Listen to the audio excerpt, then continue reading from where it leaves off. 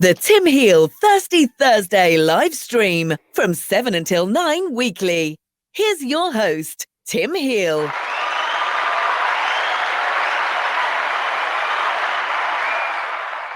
Good evening, everybody. Welcome to another Thirsty Thursday live stream. This one's a special. I have what's coming up on the show. Anyway, right, here we go. The weekend just gone. I was up at the Adventure Bike Riders Festival up at Ragley Hall in Warwickshire, and I've got a few reports coming through that. I did a few interviews. One of the key ones I had a chat with was young Carl Fogarty, old Foggy, of Ducati racing fame, world superbike champion. Got a couple of little bits of his interview coming up. I've got, with luck, I've got Mark going to drop in and tell us about the Festival of Speed from Goodwood that was on at the weekend. So he's got a little bit to share of a report on that, and he's a big, with luck, weather holding and all the rest of it, is going to be coming live from Heale, Iceland. So we've got a packed show tonight. I've had a chat with a few guys over the weekend. So without further ado, what I'm going to do is I'm going to show you the first video that I did. Hang on, let's work out where it is. Just down there. I'm having some fun tonight. So here we go. Have a quick watch of this. It's only a minute or so of the intro that I did. So bang, up it goes. Well, I've arrived. It's day one. It's Friday afternoon.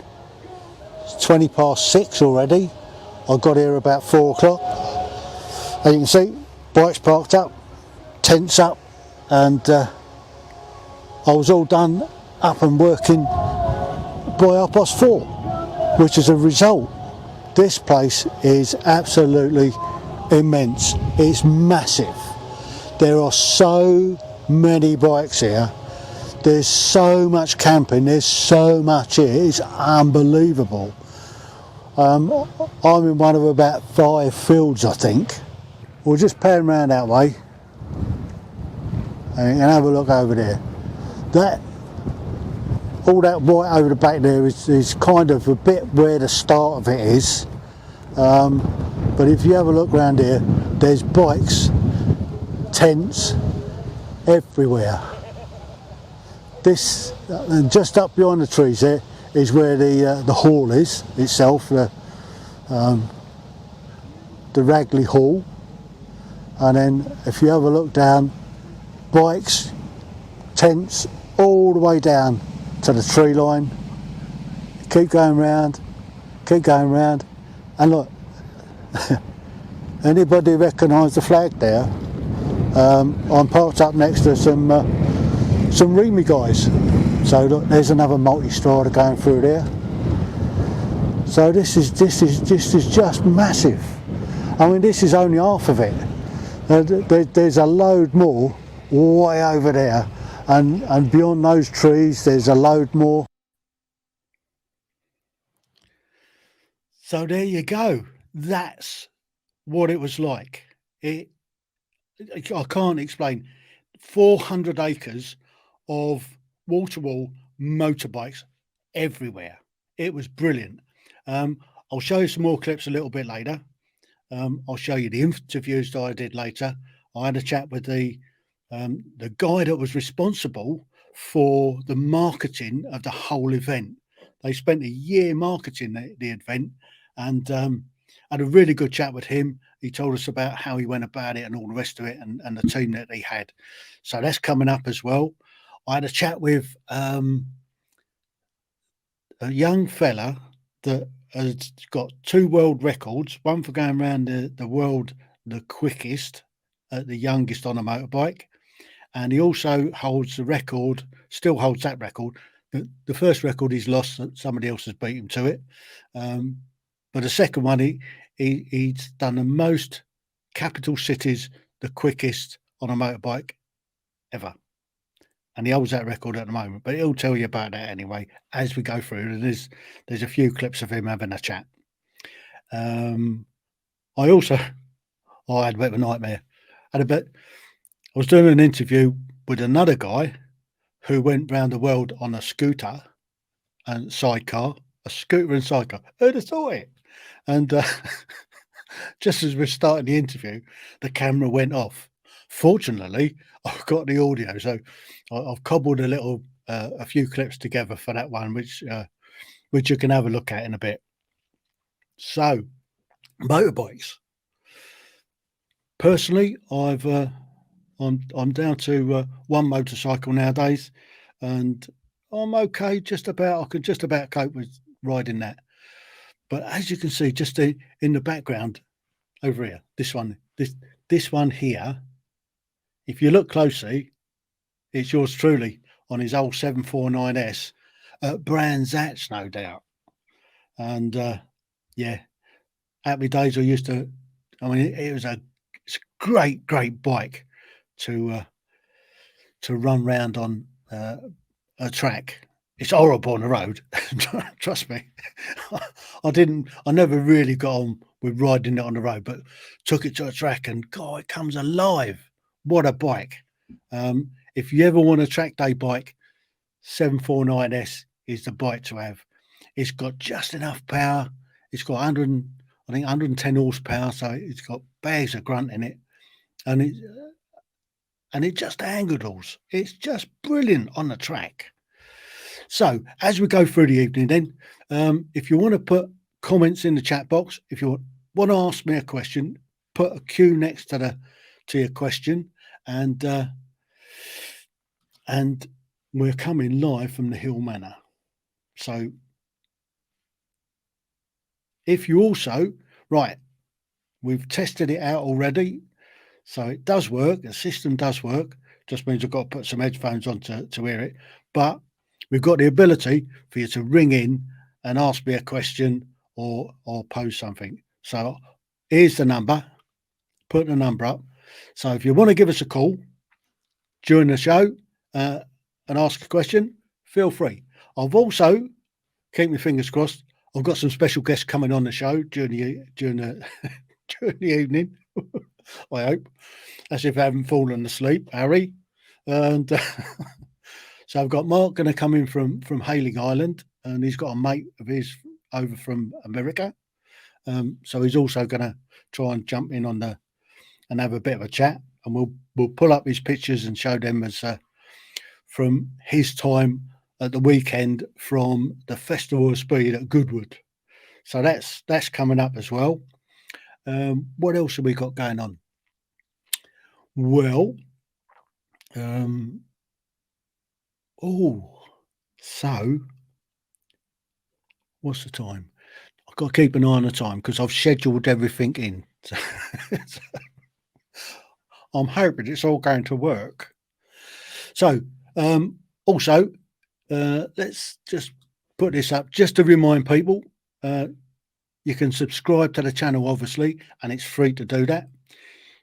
If you can click the like button, so I know that there's somebody out there watching, because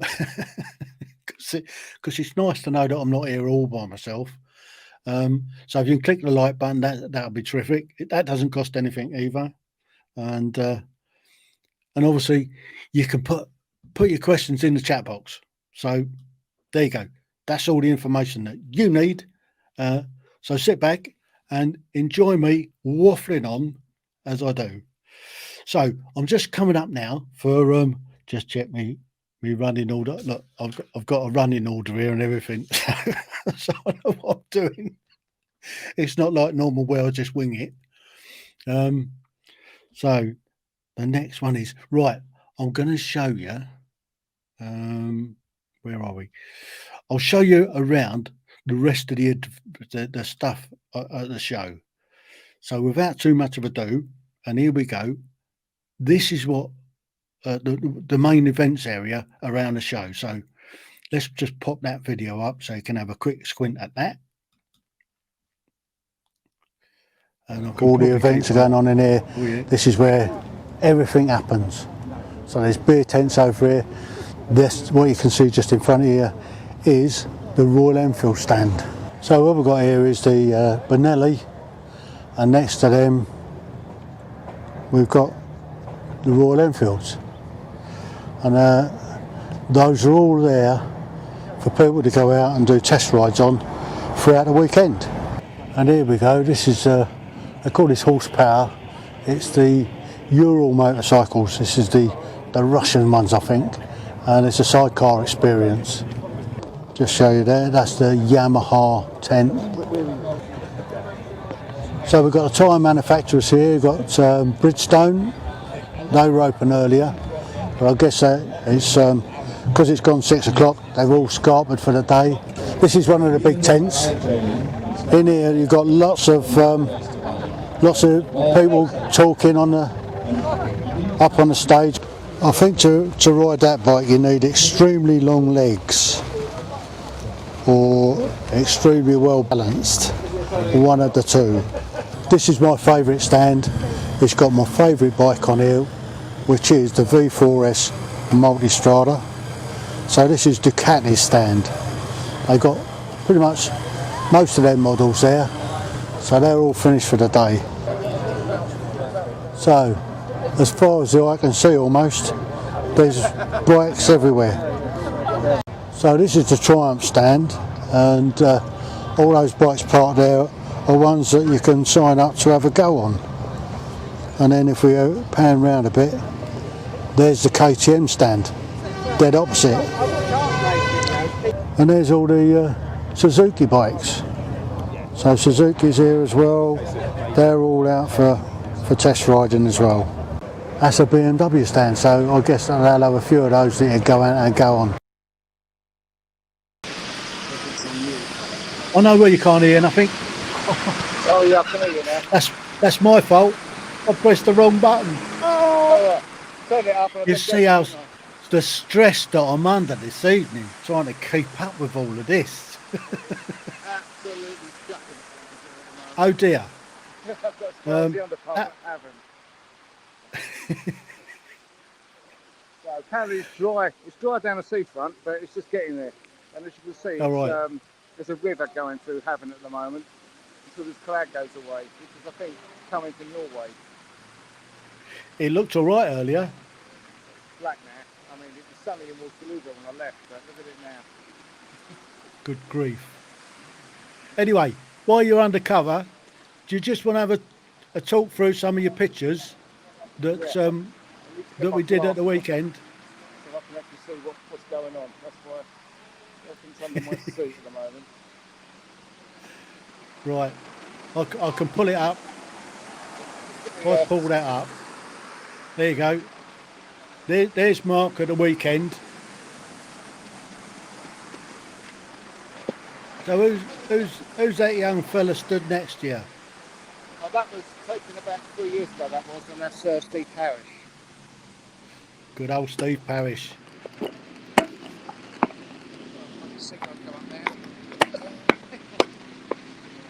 Hang on, what's going on?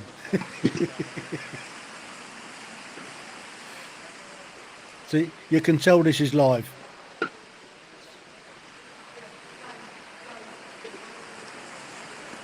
It's warm tonight. I'll tell you, that's quite muggy out there. So while Mark's just sorting themselves out, that's it, he's in the game. You see now? Yeah, that's Steve Parrish. Yeah. That was taken 3 years ago when I took him in.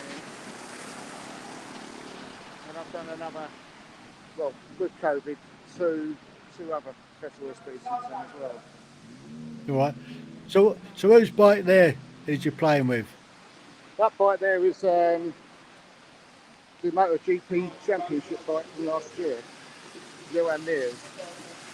That was on a static display, and we was we were just taking it back up to the truck to put it back in the truck at that time. So when you've got £500,000 worth of bike, then you've got to have a circle. You don't want to drop it then, or have it borrowed by somebody that can't ride it. So we move on then. Who's that old fella? You've got Agostini there. That was taken 3 years ago as well. And on the good old Agostini on the old MV Agusta. Yeah, he bit of a birthday bash down there this year. Because it's his 80th now. Blimey. Don't look it, does he? Not That's there, all that he's good about- Italian living, that is. I think he was about 76, 77 at that point. And on the right And I there, guess you've that's got, one of Barry Sheen's old bikes, is it? yeah, you've got Barry Sheen's, I think that's a 76 bike that is. He goes for the championship. We'll try and just warm up just a little bit there. Moving on then. What we got? Oh, who's that old fella? You've got Henry Cole there. He started doing an interview with Steve Parrish the weekend. So as I was stood next to him, I thought it'd be good not to ask for a selfie, really. Should have done an interview with him. Well, could have done, couldn't I, really? But he already had his camera crew with him, didn't he? So. All right. So he obliged then. So he's all right, isn't he? Scruffy looking kid. Who else we got? Oh, this is taken in London. I'll tell you what I've done. I've pulled up the wrong one. Yeah, that was in London. Probably last year, I think that would have been, wouldn't it, really? When it was lovely. No, that's this year. That's the one I was on. Yeah, we had a cracking day for it. This was the old million bikers ride, wasn't it? No, that was Soldier F, that one, wasn't it? Yeah, that's right. The one I did, yeah. That's meeting up in the Mall, that was. Yeah, that was a good old go there, wasn't it? Yeah, brilliant, yeah. I love doing them ones. So, next one on. That is Grand Prix bike. I think that might have been Random Molars. Something like that. But it was on static display about 8 years ago now, I think, at the Festival of Speed. I know what I've done. I've pulled up the wrong PowerPoint. But yeah, that was about 8 years ago, and that's the first time I've done it with the bikes, I think it was. Usually I do it with, before that I was doing it with the cars, that's why I got the Renault F1 stuff on. Aha, gotcha. So let's drop that down out of the way. So, it's a bit damp there, is it? It's very damp, but it looks like it's just stopping now. That cloud's behind me now, but it's looking very sunny down on the other side of Heale. And the people that are stopped here are starting to make a move, but it's still a bit too wet there at the moment. So, no, the actually still raining at the moment. So I'm going to give it another 10 minutes to go over the side to make a move down there. All right. Are you going to come back on in a bit when you get down there? I will come on once I get down there and it dries out, and I don't want to take a 35-year-old bike out of the vein. It's So what are you on tonight then? This is the bike I'm on tonight. This is the 350 LC. Whoa. 1986. Yeah, the old two-strokes don't like the wet, do they? No, not at all. Oh, talking of two-strokes, there's one just going out, 380 Suzuki. So, yeah, this is what I'm on tonight. And, yeah, it was, like I said, dry when I left, and it was looking immaculate when I left, and I hope to keep it that way when I get home tonight. All right, Mark. We'll catch up with you. We'll catch up with you in a little while when you get down the seafront. Cheers. See you later. Cheers, Mark. Bye. Well, there you go. There's Mark. That's I pulled up the wrong what's it PowerPoint, so I might have to have a quick look at pulling up the right one. But in the meantime, what we've got my old co-host cohort turned up. So without too much of ado, here we go. Harry, you're on. Hello. What you got there? You got a dream. Yeah, got a dream. We got our big dreams. Welcome, Harry. Thanks for turning to. You're awake now, right. Yeah, dinner and everything. Yeah, had a snooze. Oh dear. Yeah, I finished early today, so I've got my head down for a little while. Oh, right. Woke up, Catherine moaning at me because I've missed a parcel at the door and it was sat on the doorstep. Well, I was Right, I'm just having a look, see what's coming up next. Right, I've got. I'm starting to run late now. Oh no! Right, I've got another video that I'm going to pop up. This one is having a chat with a guy called James, who's the head of the marketing team at the bike riders, the Adventure Bike Riders Festival. So I'm just going to drop Harry and me down and put up James. So in the meantime, if you can give us a click to the like button and all the rest of it while we're going through this, and have a watch. Let us know what you think.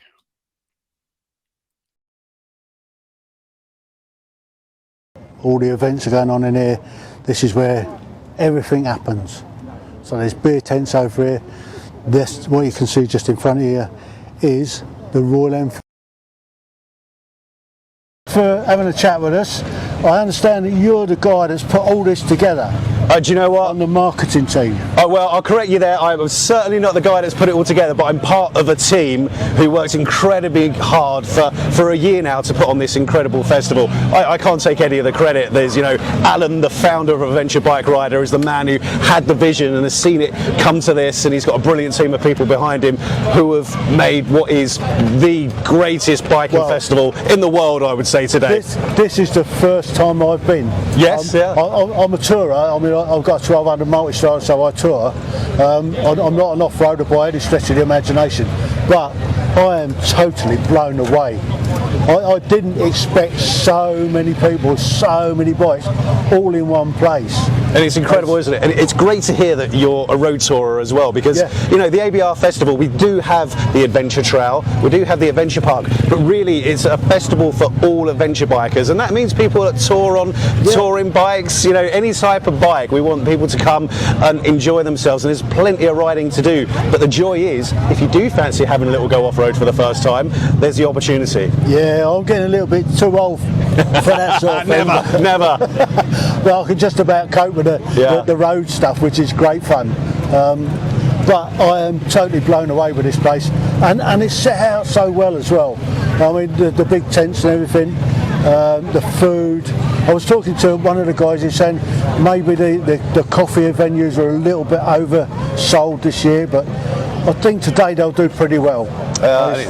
And I guess you booked the weather for it as well. Well, booked the weather, but it's good you mentioned the venue, because when Alan Davis, the founder of Adventure Bike Rider, the magazine and the festival, and the guy who's created all this, he wanted to give the biking community and the adventure biking community a premium venue, and it doesn't get much better than the Ragley Hall estate.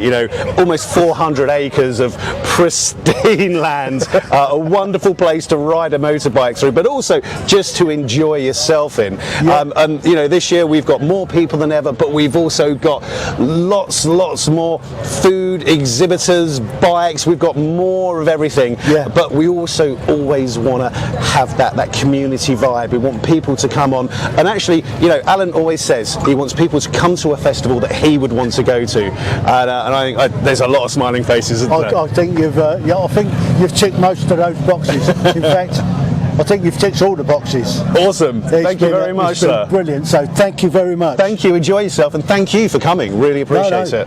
My pleasure. Good start. Actually, my pleasure. I've enjoyed myself. So there you go. That's from the man on the marketing team that put the event together, and what an event! What an event!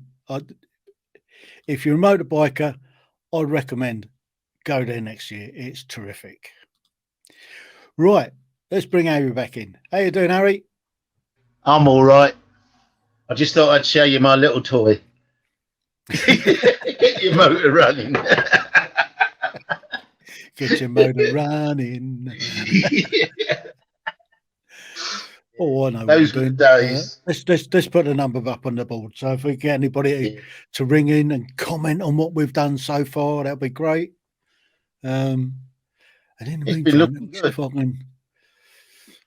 What have I done? I don't know what I did with it. I tell you, that's senility creeping. Yeah, I know. It's old age. Is what it is. Yeah. Because what I did is I did a PowerPoint presentation and I changed it, put the updated photos on from this week or last weekend, and I don't know why I didn't save it properly, but it didn't work. Oops. I've got pictures from the old ones, so I don't know. I haven't got time to redo it. Oh, yeah. But there It's you go. saved to the These cloud, things no are set doubt. to try us. So if there's anybody out there who wants to give us a call, there's the number on the screen. Say hello. Let us know that we're entertaining, if nothing else. Maybe put this up as a how not to do a live stream. And give us a plug. Yeah, could do with a few plugs. Hang on, I'll just plug it in. Oh dear. Sorry about this that. week, I've booked to go on the Ride to the Wall in October. What's the date in October? I've forgotten the date. I think it's the first weekend or first Saturday in October. I've lost me mouse. Oh no! Oh, I'm having all sorts of drama tonight. I think that's because it's warm in here. Like, I'm leaking like a sieve.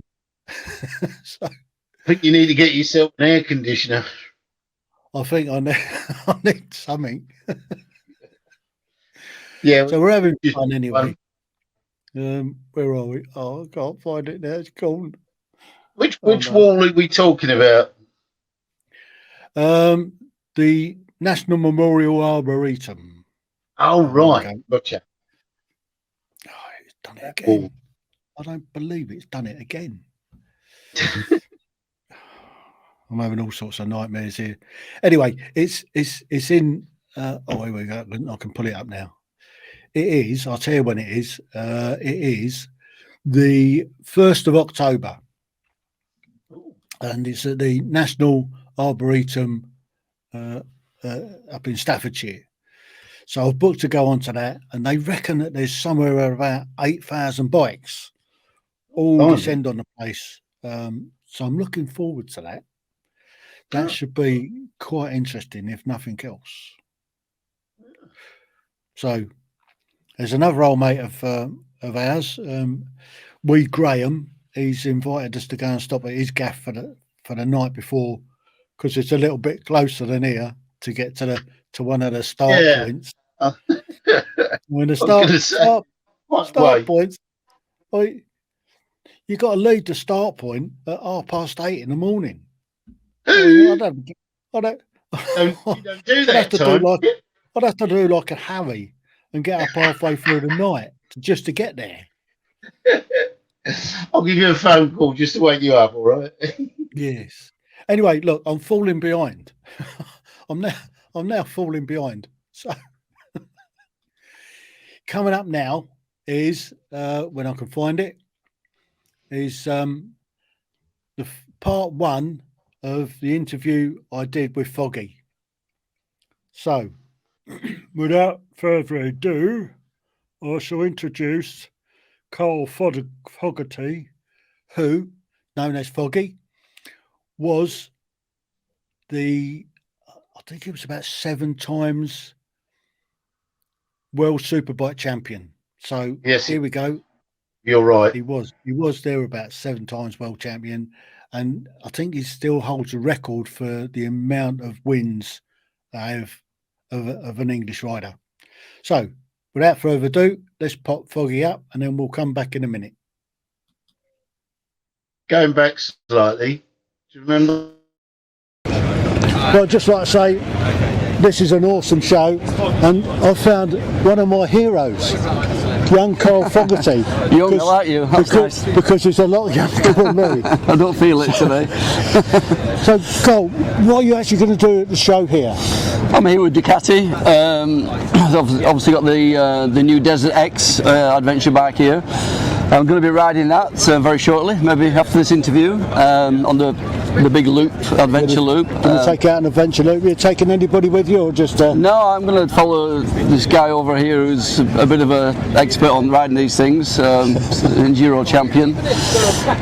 Forgot his name, which is a bit embarrassing. Anton or something. Yeah. And then I'm going to Tibet? No. Might be in disguise. Could be. And then go out on one of the e-mountain bikes, which I've got one at home. I use it a lot, really. Fantastic bike. So yeah, having a bit of fun today on bikes, bicycle ones and more engine ones.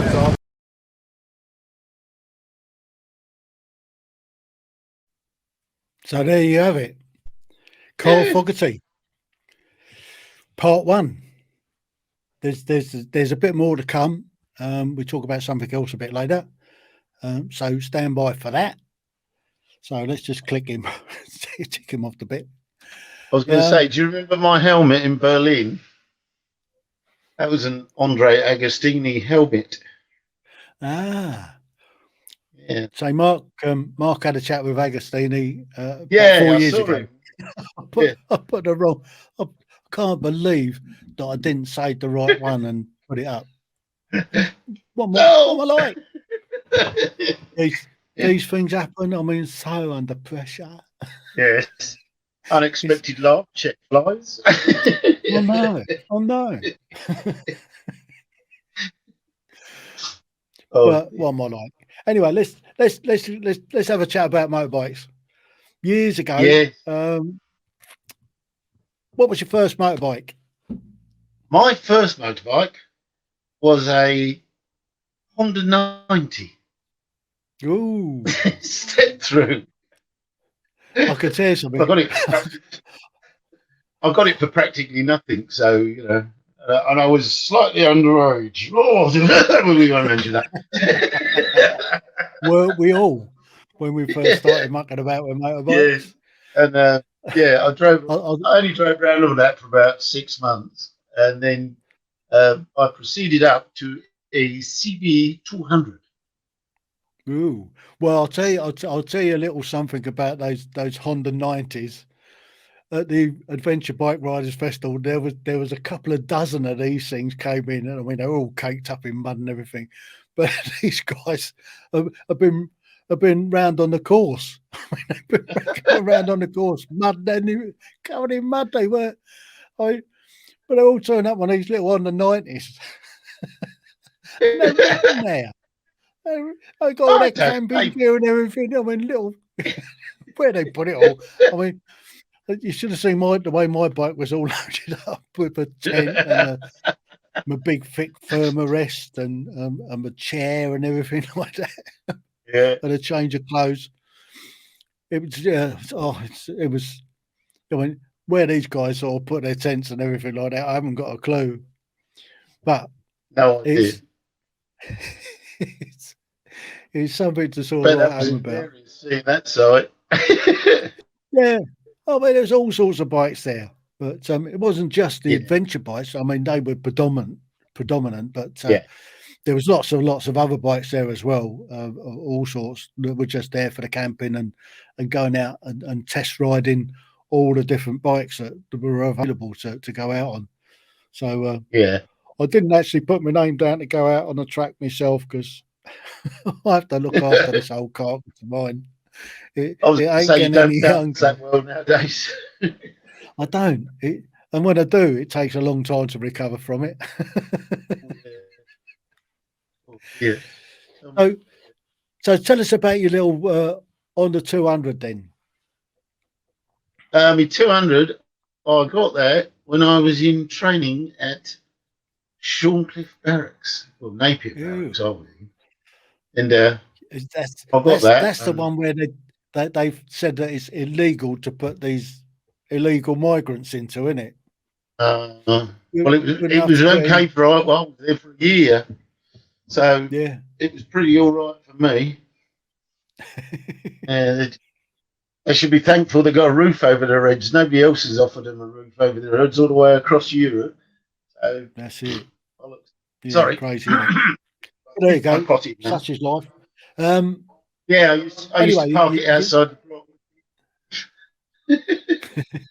Much to the annoyance of the sergeant major. Where that bike me comes. Sorry, sir. And then I suppose you progressed to that 404, did you? Yes, I then sold that in and got a 404 Super Sport. And you got in trouble with that, didn't you? Sort of. Well, a few when times. the RSM locked it up. He did. After I did a wheelie across his parade square with everybody on parade. Well, Many people remember that. Well, no, I wasn't late. I was on time. He called everybody out early, so he couldn't do me because I wasn't late. The old on battalion orders, it said 8:30. Yeah. Well, I got there at 8:15. And as I come around the corner by all the HQ block, and by the corner of the parade square, where that hedge used to be, suddenly come around the corner, and of course I was confronted with everybody on parade. And I went,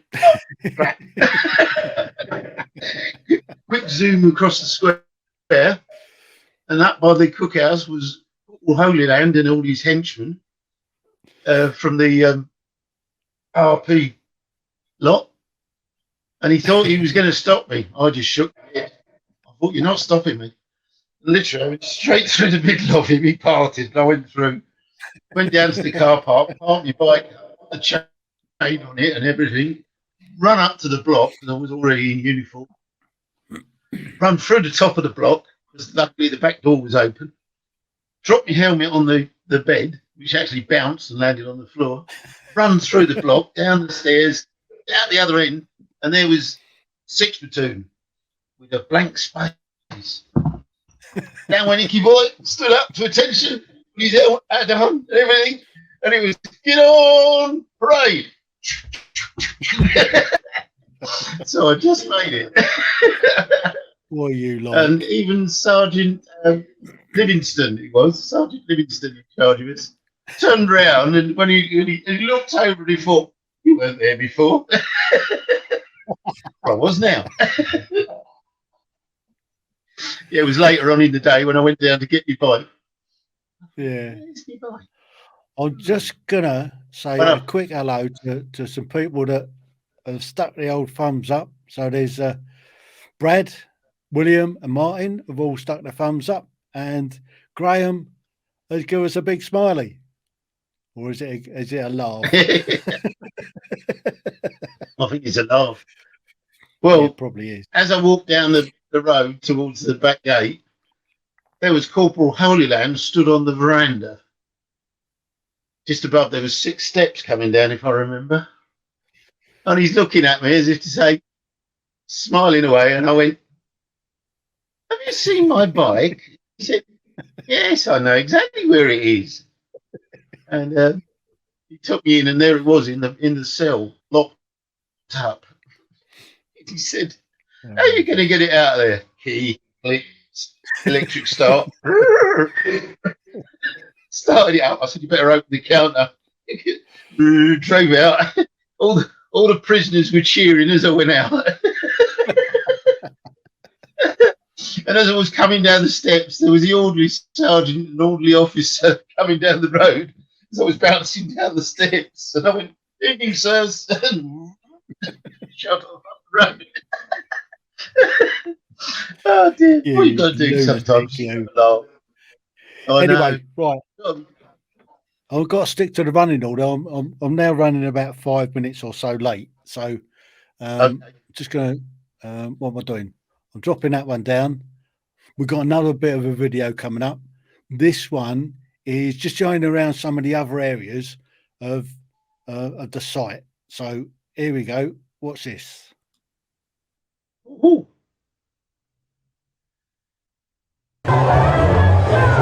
Well, this is one of the big beer tents. I guess that's picking it up, but that is the main stage, making one hell of a racket. Well, this is, I can't even hear myself think. This is something different I've not seen before. This is what they call the Extreme Wheelie School. So that's the big house itself. That's Ragley Hall. And as you can see, it's terrific.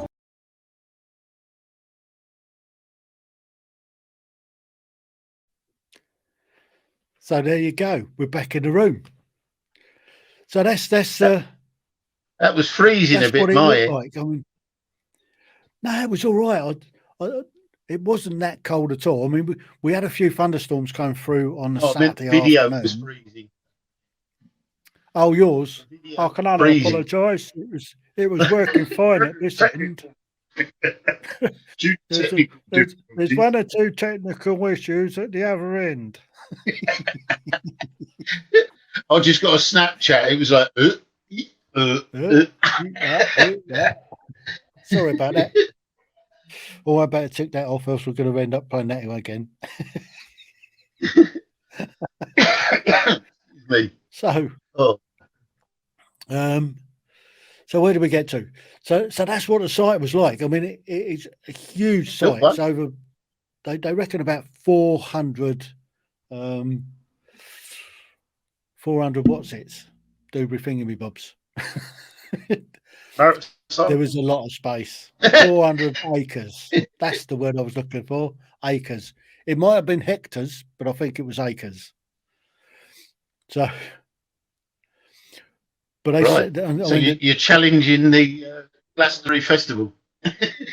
I'll tell you what, making my ears bleed. I had to turn my hearing aids down, and then I had to take them out because it was just too loud. And you could hear it. I mean, I was about, I don't know, about a good three-quarters of a mile from the stage, and you could hear it as clear as clear. Yeah. How the people sat around, I mean, you just couldn't hear yourselves think. It was just full-on noisy. But there you go. That was one thing that really tested us. And they had some great groups on as well. They had Rolling Stones tribute band on. They had Status Quo. They had quite a few others, but they were all tribute bands. Apparently Rolling Stones was somewhere down in London. I can do me Mick Jagger. Ready? That's me Mick Jagger. I can't get no satisfaction. I'm too old. Yeah, not too old for that.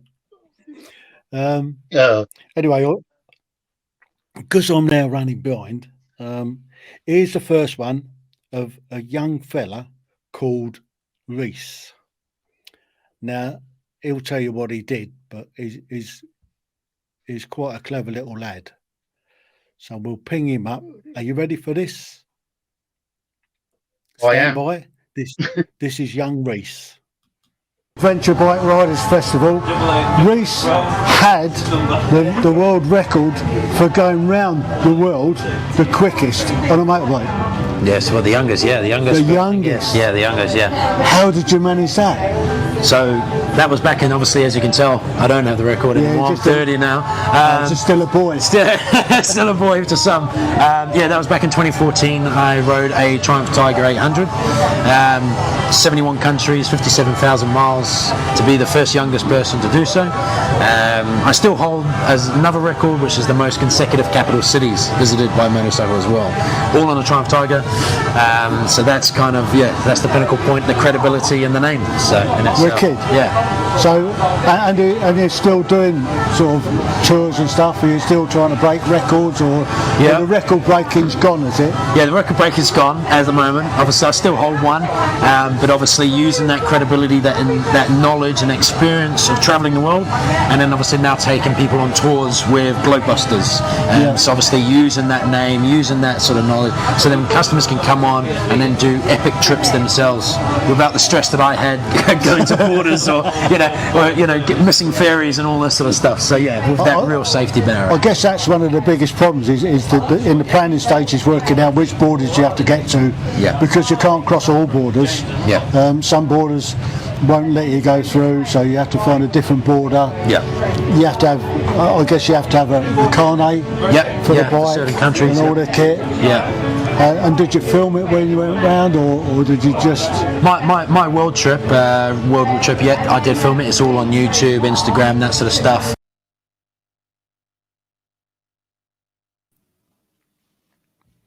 So yeah, there you go. That's young Reese. So he did a good job there. Yeah. So I've got another 2 clips of his stuff to come. I've also got who else we got? We got the other Reese to come, and we've also got another clip of Foggy. So that's coming up in part 2, and then I've got another little nugget to depart for you. So it's all fun and games. So yeah. So hopefully this old carcass of mine will be in a fit state to have another go at it next year, because I really enjoyed myself, and it's just a weekend of just talking motorbikes, which is nice. Remembering the good old days. Yeah, all good fun. So what else we got coming up? You see, that's that print on the top of your head. I can see it. Yeah, there's a fun print. Yeah, under the thumb. I don't care. She said, I'd rather have you alive than bouncing down the road. I said, oh. When did you ever bounce down the road? Quite a few times. That's the problem. Well, if you don't bounce down the road, you're not trying hard enough. That's it. Yeah. So we've had nobody put any comments in the chat box yet. So come on, somebody put a comment in the chat box, even if it's just to say hello. Even if it's to say shut up. Get off your rubbish. Oh dear. Right. Oh dear. Yeah, the old 404 was a brilliant machine. I did enjoy that. Yeah. I remember racing against it at some stage. That was oh god, who had this 380 Suzuki? Oh god. What's that? Who had the 380 Suzuki? Bob Helen. That's it. Bob Helen. Yeah. I remember he kept bragging.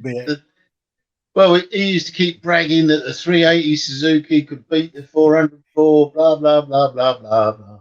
And I said to him one day, I said, righto, let's have a race then. And he went, okay. I said, well, I'll race you as far as Brentwood, because that was before the M25.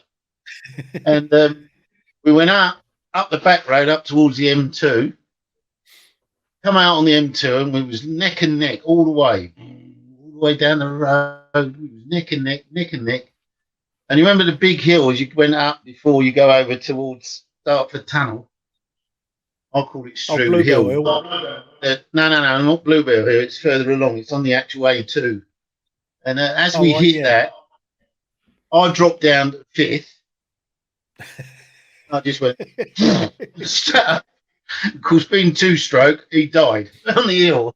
Yeah. And he said, all I saw him Monday when I come back. And he said, all I saw was you disappearing down the road and across towards the tunnel. I said, well, it proved a point. Yeah. Mind you, having said that, that 3-to-1 Piper exhaust that he had on that 380 was a gorgeous sound. That was, That did sound. My 4-in-1 was just as soundy, especially when the baffles. Yeah, but it didn't have that really nice crisp sound that the 380 had. No. Well, 2-strokes have got a totally different sound. You remember that old Triumph 250 I had? Triumph. Yes, I do. Triumph Trophy 250. Blooming thing that was. Yep. Yeah, spent more time in the workshop than it did on the road, didn't it? God, I spent the amount of times I replaced the head gasket on that blooming thing, and I think the final straw was coming back in the snow. Yes, and I think we you remember tell that that. story better than me. Well, So being in the right, land. hang on. I'll let you tell that story, and I'll be back in Yeah. a moment. So you tell the Okay. story. Keep me going till I come back. Okay, Tim. Well, this was how I originally met Tim. Was in Gillingham Barracks, and that was Gordon Barracks, and we was all in the land of Nod, and we woke up to this sound of someone saying, "Help, help," far in the distance. Well, it wasn't that far in the distance. He was just very quiet. So I've opened the fire exit and gone outside, and there was a motorbike laying on its side in the snow, because it was very cold that year, and underneath it, frozen to the handlebars, was a young Tim Heale. And after laughing for about 10 minutes while he was laying there, "This is not bloody funny," he said he is. We finally prized him off the bike, took him inside, and warmed him up slowly. He did have painful joints. I'm sure that's why he's got arthritis now. I'm sure it is. And yes, and that's how I met good old Tim. And we've been friends ever since, strangely enough. Gone through life and limb with the regiment and all over the place. And it's all been good fun. And so back to you, Tim, very shortly. And there he is, as if by magic. As if by magic, I'm back. Yeah, I can still feel the chill blades from falling out. Yeah, you were in pain when it was coming round, I must admit. Oh, it was terrible. It was terrible. But I mean, I rode all the way from Hatfield in the snow, and it was desperate. I was actually frozen to the bite. It was the position you was frozen in. Your legs were bent. Couldn't straighten your legs for a while. No. We sort of carried you in and just sat you on the bed. Yeah. Oh. Happy days. Anyway, let's have a look. What's the time? Yeah. Oh, here we go. We've got another little clip coming up. This one, it was quite a long clip, so I've cut it right down. But you'll like this one.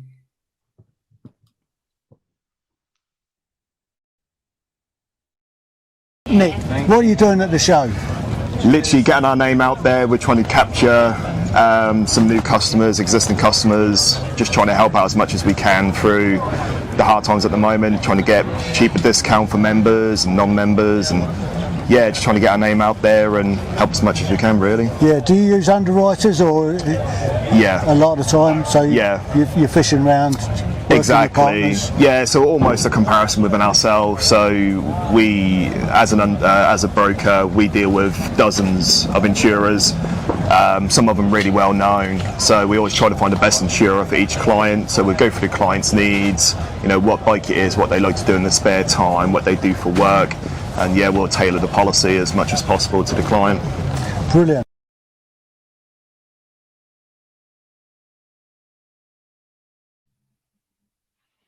That's us back in the room. Oh. Well, it's me. It's me back in the room anyway. Sorry, I was going into the little boy's room. Oh, you should have said. I wasn't looking. Well, if I'd have took the camera in there, I think you'd have been upset. Oh dear. Oh, here's somebody that because it works. Look. I'm with Bike Shore, great price for insurance. Well done, Graham. So there you go. So Bike Shore were there. They were the only insurers that I saw there. and I had a really good chat with him, and that's just part of the chat I had, because I recorded quite a bit, but we went into detail of some other stuff and bits and pieces like that. So that's Nick from Bike Shore. So anybody out there with a bike, if you're looking for a quote for your bike, they're giving pretty competitive rates. Ooh. So anybody out there want to call into the show and have a chat, say hello, whatever. Join us online. Join us online. Obviously, you can join us online because we're here. We're live. We've still got, we've got another hour to go yet. And I've got a few more. Tick that one off. Got a few more little bits of video coming up in the next hour. So, and we've got Carl Fogarty's part 2 as well. Ooh. So there you go. Now, years ago, when I was still living at home, hang on. Way back when. Yeah, way back when. One of the first bikes I bought was a 350 Royal Enfield Bullet. This was an old one. It had a side valve on it, and there was an inspection cover on there to inspect the side valves. And I got it on the outside the garage at home, and I started this thing up, undone the cover, and it pissed oil all over to the drive. The old man wasn't very happy. Oh, that's oil everywhere. Oh, blooming thing that was. What a very silly thing to do. Yes, they changed the engine slightly nowadays. It's not a side valve anymore, I don't think. Certainly ones I went and had a trial on a few weeks back. Were you watching? No, I was just looking through. Oh, there you go. Catherine will be up in a minute. That's what it is. No, something on for her. You'll be in trouble then. Yeah, I will. Yeah, so I had this old 350 Bullet, and a few weeks ago I went out to there's a new Royal Enfield dealership in Brocklehurst. I think it's Brocklehurst. Anyway, in the New Forest. And the day before, I looked at the weather forecast, looked really nice. It looks it's going to be a nice day, sunny intervals. It pissed down. It did. So I went over there on the old multi-strada. I got there, and it was damp. It wasn't raining or anything, but you could feel it in the air. So the first bike I went out on was the Excelsior, 350 Excelsior. And it was all right, but I found the seat really uncomfortable, a bit hard. Apparently it was a touring seat. It was a touring seat on it, but I don't think I could have done many miles on that. I took that back, and then I went out on a Classic, and that got a different seat on again, slightly different configuration, and that was quite comfortable. And then I took out, because those two have got the same engine, the 350 engine.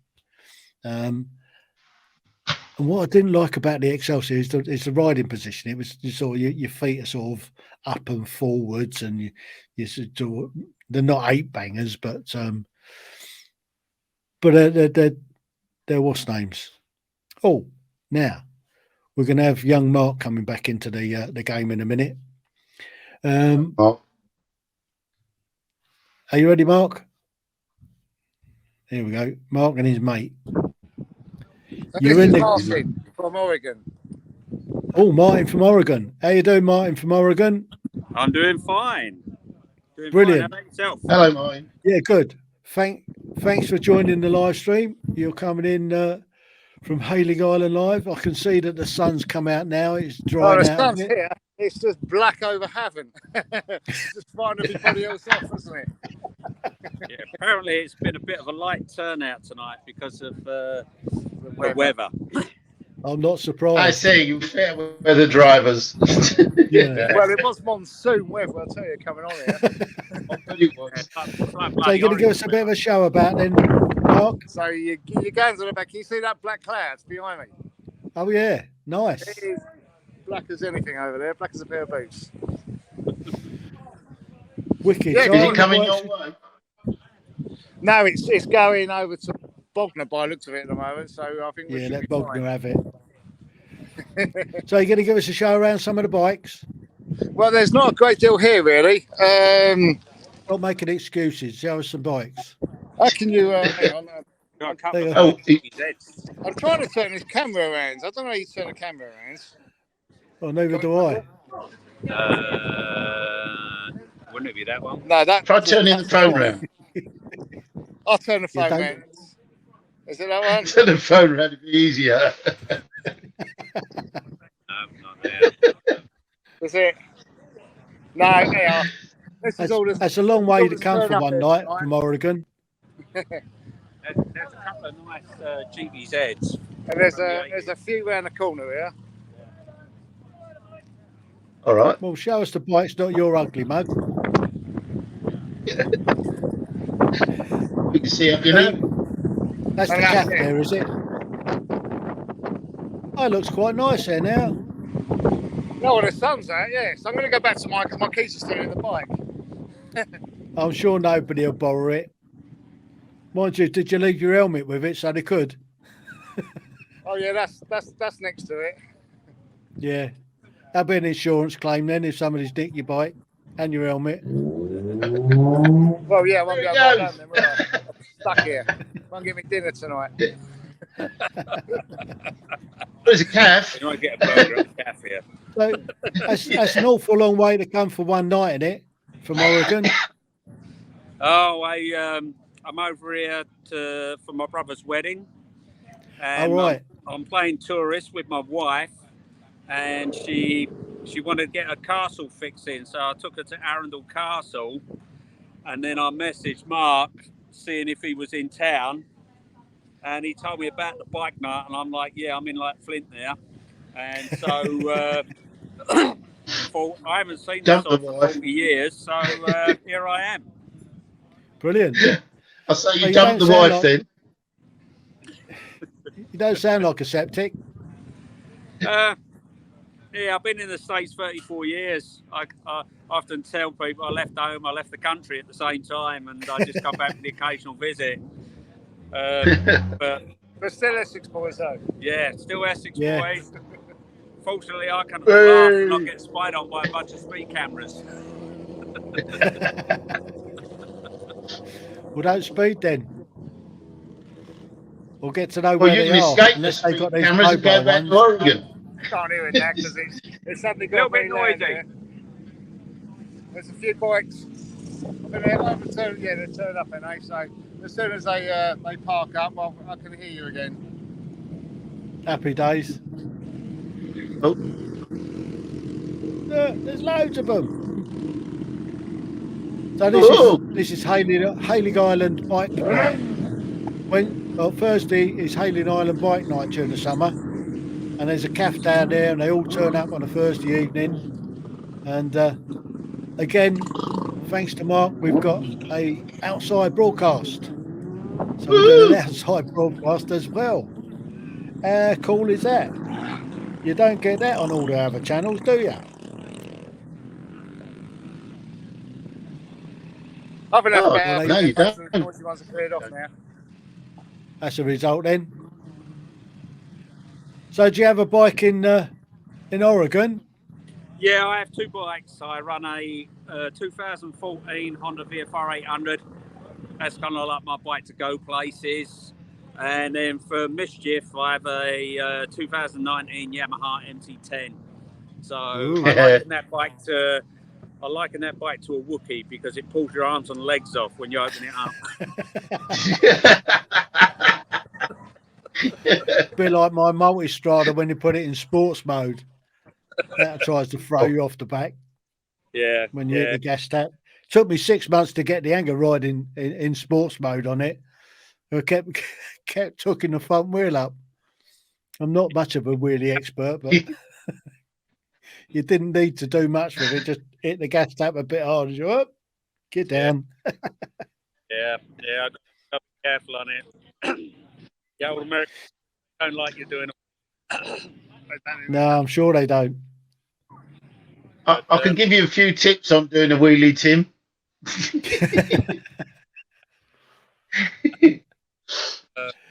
For about 300 yards. Yes. Oh dear. So we haven't had Anyway. anybody put in there. We've only had Graham pop in the chat box. So is anybody out there who wants to put a comment in the chat box or ask any of us a question? Feel free. It's free to do it. It doesn't cost you anything. Just put the question in. You don't even need to put a Q next to it because we haven't got that many comments coming in tonight. Oh, say again, Mark. Did you want to go through a few more photographs? No, I haven't managed to pull them off. I don't. He lost the not file. quite sure what I did.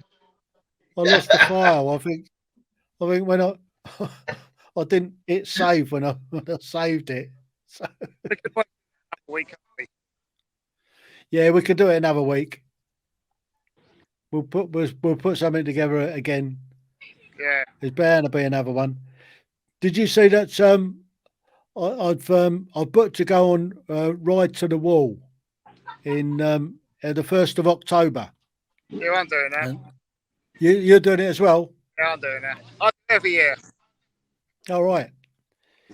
Yeah, so I'm going up to Peterborough the night before and then coming in from Peterborough down to Northampton. I'm going in from Northampton services. Oh, I just ride straight up there on the day. Leave about 6:30 in the morning, get there mid-morning, have a wander around the place, watch the service, finish there around about 4 o'clock, something like that. Yeah, and then ride all the way back again. 10 o'clock at night. Good grief. Right. Yeah, so it'll be quite an experience. There's about 8,000 bikes rock up. But if you've got your flag on you and everything else, you can get up the M62 for nothing. It's all open for people going to the wall. Yeah, so I just registered for it the other day, and it tells you where the meeting points are. It tells you what you can and can't do, where you can go, and you meet up at different service stations. So Northampton North services, and then they escort you up the motorway from there. Yeah, we've been meeting up at Charwell services for about 8:30, I think it is. Yeah. So from Charwell services, we leave there, and my flag's a little bit too high last year, so I was restricted about 60 miles an hour, and they all came past me down about 80, I think. So I ended up with another. And yeah, still in the end. So you're reducing the size of your flag, are you? Or reducing your pole? You saw my flag pole in London. It was exactly the same going up there, like. So I do. So I might have to have a look at doing something for mine. Okay then. See you later. See you later. Bye. Thanks, Mark. Bye. Cheers. Thanks for joining. Speak to you soon. Bye-bye. Thank you. Bye then. Well, that's handy because according to the running order, let's have a look at the time. Yeah, spot on. We've now caught back up. So we've caught up. So we've got another video clip coming up. So here we go. Without further, is that the right one? Good question, well presented. I don't know if I've got the right clip going now. Yeah, must be. Because I've got that one. Right, here we go. This is part 2 of Reese, who went around the world. The odd time we film it, but obviously it's more about the customers and their ride and that sort of stuff. And having the adventure. Having the adventure. Obviously the customers, they film it themselves, which is always good to see and capture those moments, which is what this is great to see and great to love and great to cherish, you know. I guess as you're going around trying to film at the same time, just takes so much more time. Yes, yeah. So if you hadn't recorded it on video, would you have done it in a few days extra? Probably, yeah. The amount of times you stop, set up the camera, camera, then go back and forth a couple of times. My little trick also was the selfie stick. When you ride, you stick the selfie stick out. So, so basically using that experience of the knowledge, and that's I mean, it's you got to capture it when you're filming, and that's one of the biggest things I think. So but people can see it on YouTube, and that's really so how did you actually fund it to start with? That's always a good question. Everyone asks that. So Triumph did sponsor the trip in loaning the bike. That was it. Then so obviously for them it was a good marketing ploy for the credibility of the bike, because the bike didn't break down. Funding wise, and perfectly honest, is credit cards. I borrowed a lot of credit cards. Obviously, I was 22. I left at 22, so that was the age I left, and I finished at 24. So obviously, a young person paying for a 2-year trip, it was credit cards. But I suppose you actually learned an awful lot more by doing that than you would going to university. Yes, 100%. And getting a rubbish degree. So I guess from that experience, then that's giving you that credibility to be able to put a business together to take other people on these experiences that help fund you through that, and obviously pay off your credit card bill. Well, luckily it's all paid off now. But 100%, it built that, and I called it my student loan. That was my student loan.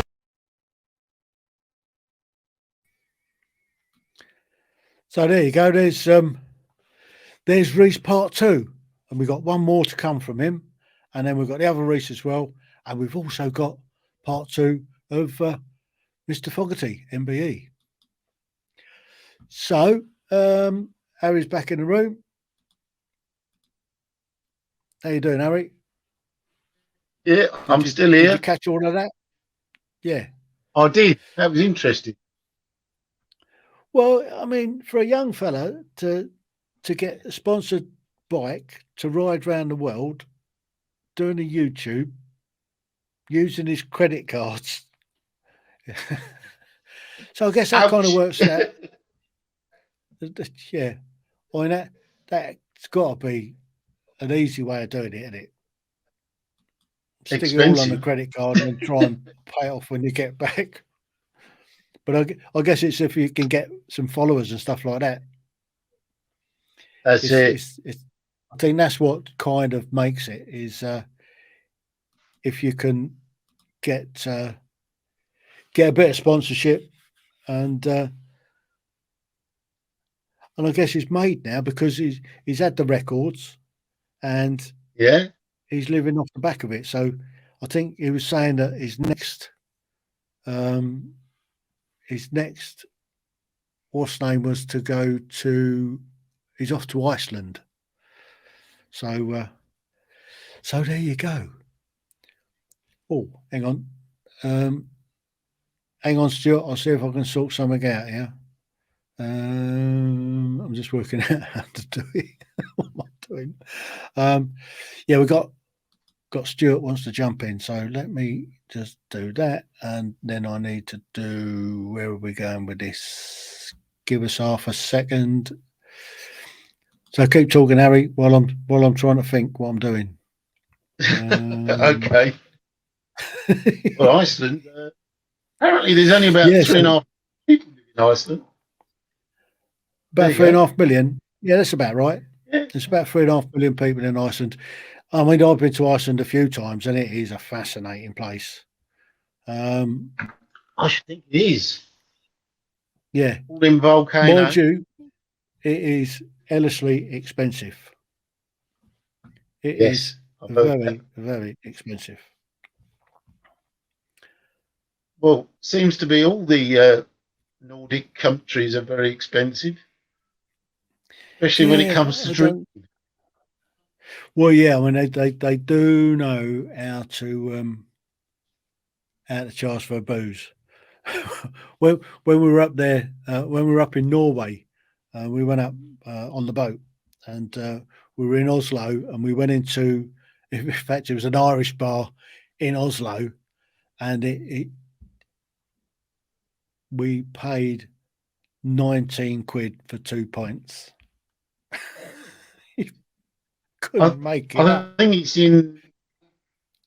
Is it in Oslo where they got that ferry that goes across to? I can't remember where it goes across to, and all the locals go down on a Friday night, get on the ferry, sail across to wherever it is. Oh yeah, the booze Drink cruise on the they call it. boat. That's it. Yeah, they go across to Drink. Denmark. Oh, That's they're it. terrible. They're terrible. They And really that's are. what they do, is drink all the way there and drink all the way back because it's a lot cheaper.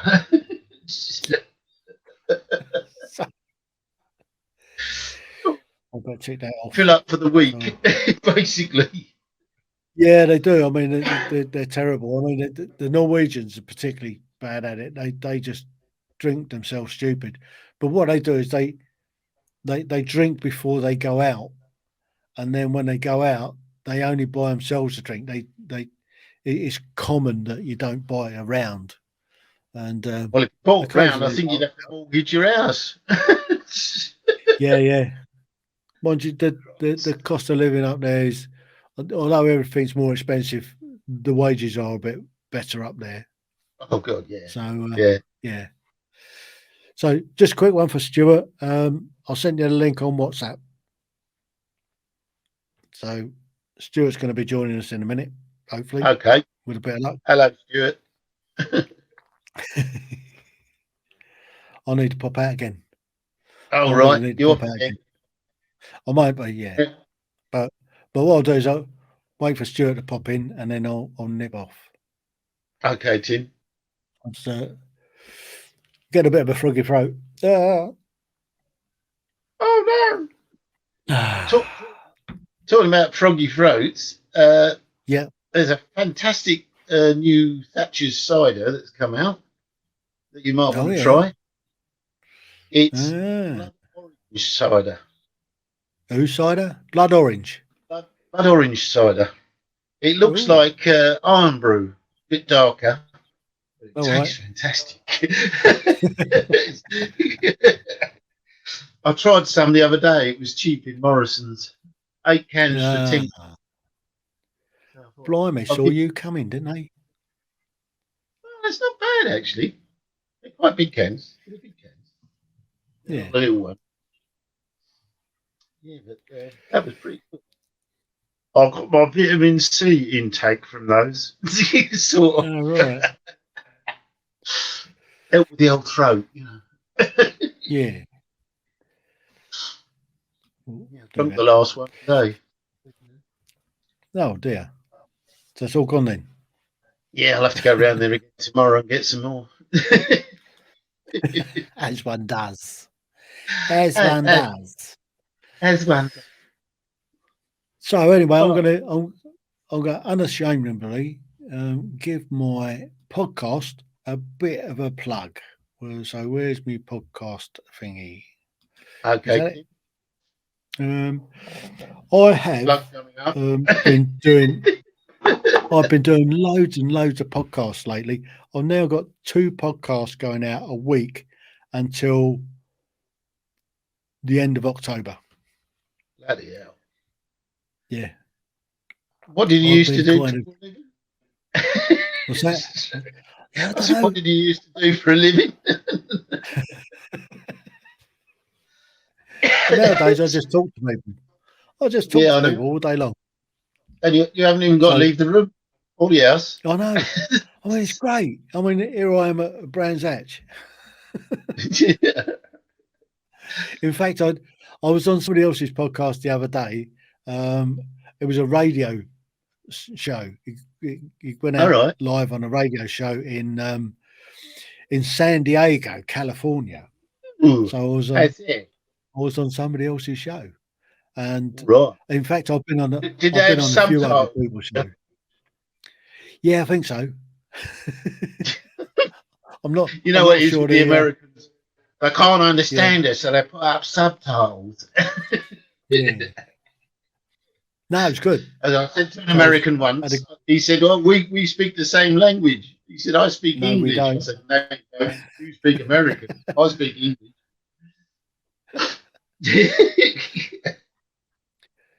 So what have I done with it? I don't know what I've done with it. It's there somewhere. I know it is. Anyway, what we're going to do next week? Need to have a think about what we're going to talk about next week. Are we going to What are we going to do next week? Are we going to do a special, or are we going to just do an open forum? What do you think? I think an open forum seems to be the best way.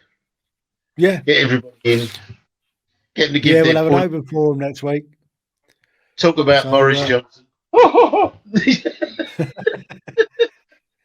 Oh, you leave poor Boris alone. He's doing a great job.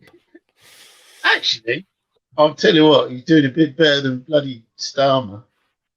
Anyway. Everybody's doing a bit better than Starmer. Even Angela Rayner's doing better than Starmer. Oh, I'll tell you what I read the other day, that they reckon Diane Abbott's going to take over the Labour Party. Excellent.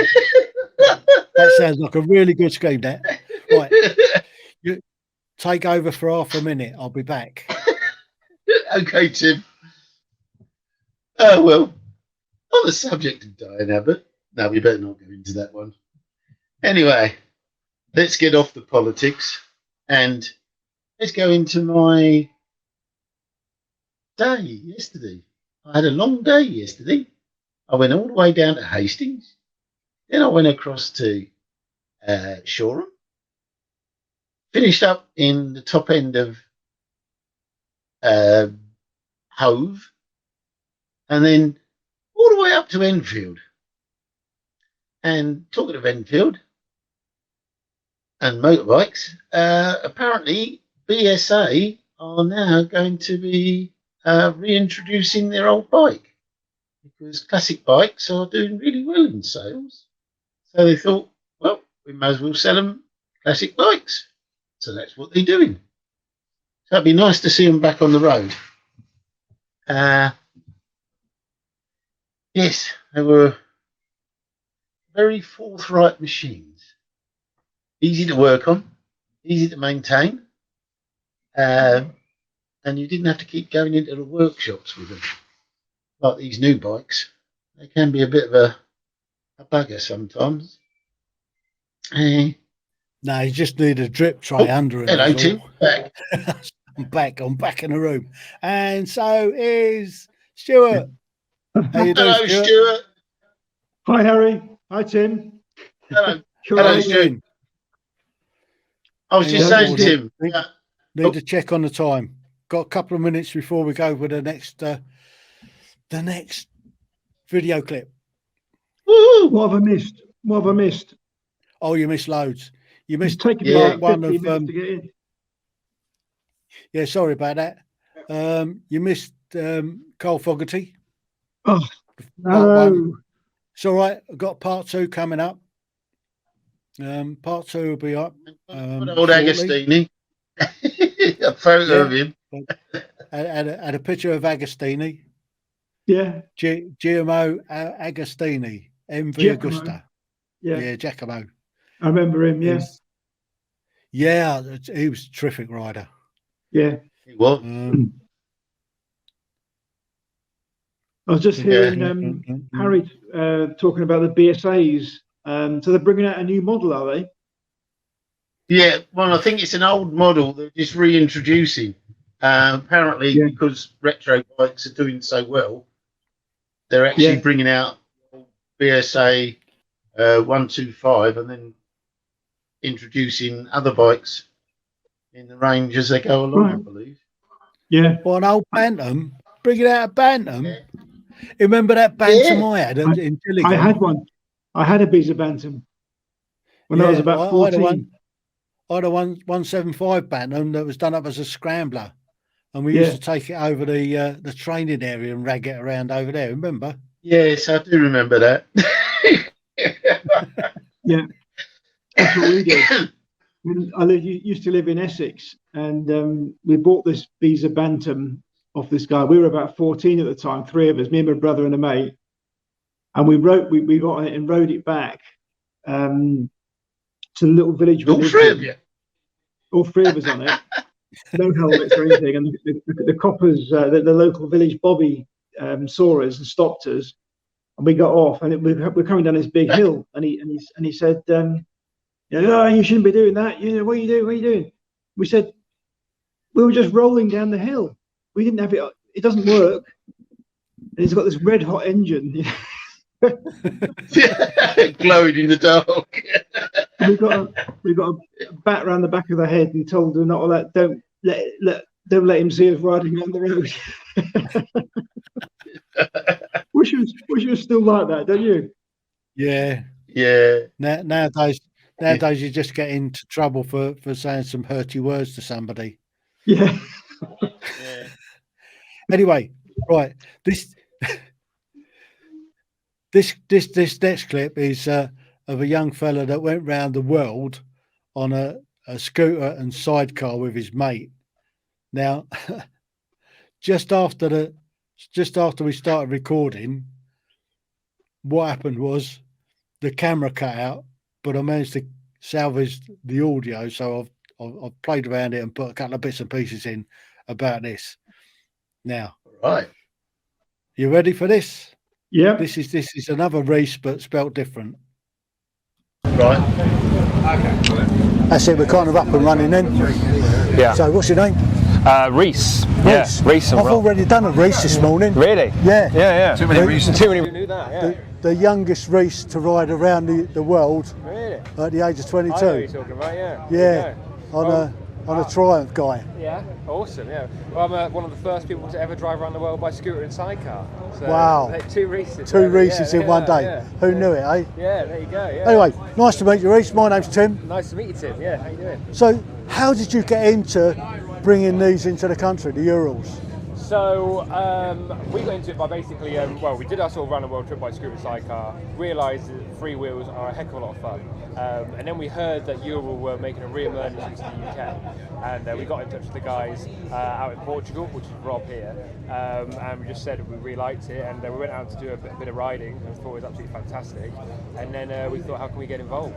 And essentially, it was just sort of making initial stages to come back into the UK, and here we are roughly about 6 months later with the first set of bikes here, yeah. So. And you're taking people out, giving them the experience? Yeah. So today at the festival we're taking people like on demonstration rides. They're so different to sort of solo motorcycles and how they work that people can't literally just jump on a bike and ride it away. So we just sort of show them what they're capable of, take them on a sort of off-road circuit, and just like a little bit of a taster, if you like. Yeah. I mean, it's all right going around one way, but you go around the other way, it all falls over, doesn't it? It's just one. Yeah, exactly. Yeah, it's one of them things that like. It depends which side the chair's on, but for the left-hand market, for the left-hand side, essentially, if you want to imagine, you're almost trying to drive around the chair, so you're a little bit of acceleration, and then the other way is the complete opposite, where you ease off the accelerator to try and bring it around. But you've got to steer, whereas on a solo motorcycle, the majority is leaning. But if you do a bit of leaning, more hardcore you get, but generally speaking, the very bread and butter, you need to be steering. And I guess the passenger, if you've got an experienced passenger, he can lean out. Yeah, when you get some real gnarly stuff going, and then you do on some of the big rallies that you can do across Europe and whatnot, then you get your passenger right out there. Exactly. Brilliant. Well, how's it going? Have you managed to sell quite a few? It's going really well, to be honest with you. Yeah, it's so different. So people love it. It's the only thing like it here. So, and it's the only sort of cycle I'm aware of really that is capable of doing what it can do in terms of off-road. And so being at a festival like this, where the majority is sort of like trails and stuff, it's one of those things that people have found it absolutely fantastic. We were booked out for sort of like the demo ride by about 8:15 this morning, and that was similar yesterday. So Terrific. People are loving it. Yeah, it's great. Good luck with the rest of the show. Thank you. Yeah. Thanks for having me on. Cheers. Thanks very much. No worries. Yeah. So there you go. There's a young Reese that's been around the world on a scooter and sidecar, and now he's helping flogging these.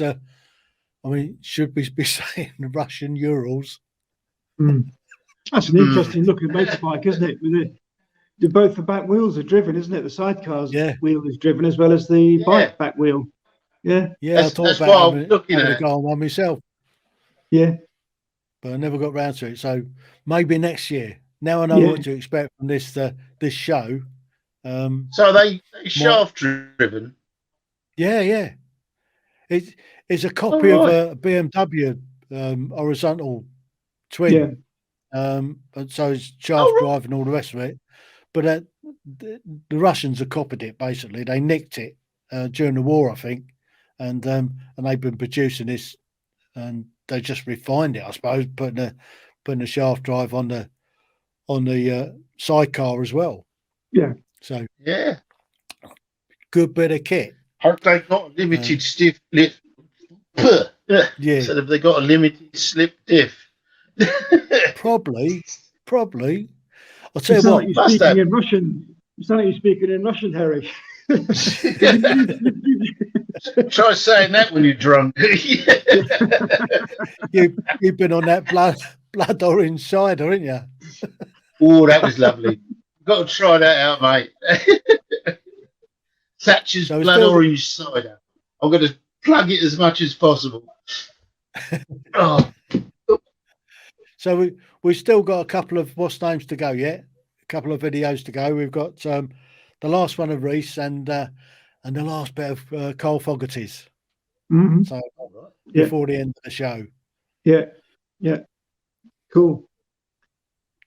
Yeah. So I mean, I know it's about motorbikes today, but I was at Bewley at the weekend, and it was a Jaguar sort of owners club type meet, and Helen couldn't go because she had COVID, so we bought 2 tickets, and so I went along on my own, and I met a Welsh chap there. Actually, got chatting to this Welsh guy, and he's got a Westfield. You know, it's like a kit car, isn't it? Yeah. And it's a bit like a 4-wheeled motorbike. You know, it's sort of all power and revs and noise and uncomfortableness. He actually won it in a raffle there at an auto jumble in 2015. So it cost him £3. £3, and he's won this Westfield, which is probably worth at the time, you know, thick end of 10 or 12 grand, I should think. Yeah. Nice piece of kit. Oh, very well. Well, I had a Triumph Spartan quite a few years ago, which was another kit car. And that was fun. That you could slide it all over the place. Yeah. I think that's more down to the rubbish tyres that was on it than anything else. Yeah. But they've got a couple of BSAs down at the Motor Museum. Yeah, they've got quite a few motorbikes down there, including Triumphs and Beezers and that sort of thing. Yeah. I mean, the cost of these old motorbikes nowadays is going through the roof. Yeah. I was talking to Mark a few weeks back about it, and the prices that these old bikes are commandeering nowadays is crazy. Yeah, I think this is why BSA are getting in on it. Yeah. People are getting one of these retro bikes, so they do look fun. Jump on the bandwagon. Yeah, I mean Royal Enfield are doing quite well. I mean the Himalaya. I took out the Himalaya, and it was pretty wet and miserable the day I took it out. But there's a route that they send you through the it's a New Forest, but it's the open land of the New Forest, and it's a lovely little windy road that you go out of Brockhurst, and then you get a nice straight bit of road so you can wind it up a bit.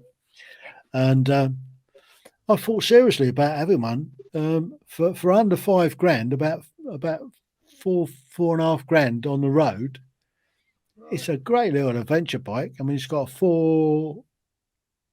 410cc engine in it, which is about 50 horsepower, 47 horsepower, and it rides really nice. And have you seen the Royal Enfield Continental? Yeah, the 650. Yeah, that's a nice looking bike as well, isn't it?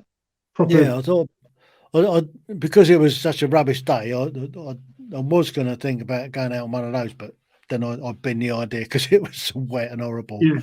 And coming back down the M27 was horrendous. I mean, I couldn't see. Yeah, on the multi-strider, I couldn't see where it was going. Yeah. I mean, the spray and the rain that was coming down. Oh, it's terrible. Absolutely terrible. Go in the car. Well, I thought about that, but yeah. but That's it. Next time, go in the car. Yeah, they do a deal down there at Beaulieu. You can get this Friends of Beaulieu card. It's about 50 quid, and you get in all year round to all their attractions, everything, the museum, any events, talks, evening talks, that they put on. And thinking of joining up because it's only down there. It's only 45 minutes from us, so I'm thinking of joining for that. There might be some good stuff coming out down there. Yeah, it'd be interesting to see what they do have on, and then go for it. I guess it's a bit like the dockyard ticket here. Yeah. Once you got the dockyard ticket, you can go in as many times as you like, right through the year, to all this different stuff they have on. Yeah. Yeah, we've got one of them. Have you got that then, Tim? Yeah, we got a dockyard ticket. Yeah, we've got one. It's great when the grandkids come up and take them and let them loose in there. Did you find that cafe above? I think it's called Workshop 4 or something. Oh, the wood workshop. Yeah. I've been in there before. Upstairs at the back, they've got that nice cafe, haven't they? It is quite nice. Fairly expensive for that one, but we normally go in the number 7 warehouse one. Is it the one? I've not seen that one. You know where the shop is? Yeah. There's a bit of a cafe that's latched onto that. Yeah. And you got toilets there and everything like that. So yeah, that's quite good. That number 4, I was talking to the guy there. You can actually hire it for the evening. So if you've got an event or something like a Christmas party or something like that, you can rent it out for the evening. And they've got a little bar there in the corner. You can have your own entertainment and disco and that sort of thing. It's very good. Yeah, very good. So what we doing for your 70th, Tim? What was that? I missed that, Harry. You're not funny. You're not clever. I missed that. What did you say? He's being a twat. All right. I see. What are we doing for your 70th birthday then, Tim? All right. That's long gone, isn't it? Oh! I can turn you off, you know. Anyway, we've missed one. So off subject. We're falling behind again. So here's the penultimate video. This is part 3 of Young Reese. So we'll just pop that up and pop us down. And then take other people of all ages around the world and to places which they never thought they'd go to. So yeah. What's your next trip? Iceland. Iceland. Yeah, Iceland. So now you'll love Iceland. Yeah. The one thing that I've been to Iceland a few times. Yeah. Iceland is horrendously expensive. Everything is so expensive inside Iceland, but the country itself is pretty awesome. Yeah. And a huge part of it is all dirt roads.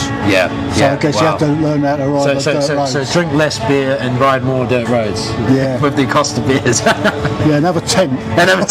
Yeah. No. Well, I look forward to it. No, I really do. So when do you set off on that, and then you have places? It says 10th of August set off. There's 2 tours in Iceland. So there's going to be the sort of predominantly road tour around the whole island.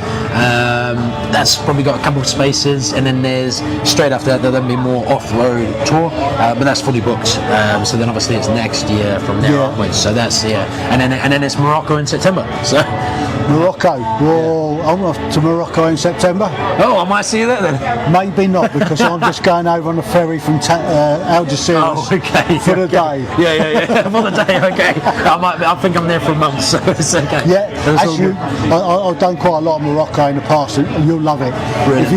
If you get down to Fez, watch yourself on the bit of road. If you're going across to Tangier, the road from Tangier sort of south. Yeah.